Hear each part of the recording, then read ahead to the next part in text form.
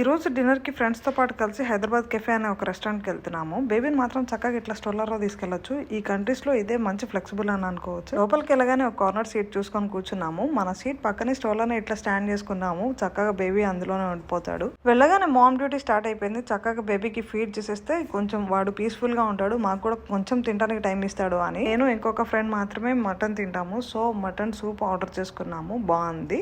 And మిగతా vegetarian friends ఏమో మంచిగా సమోసా ఆర్డర్ చేసుకున్నారు, ఇంక్లూడింగ్ సంజీవ్.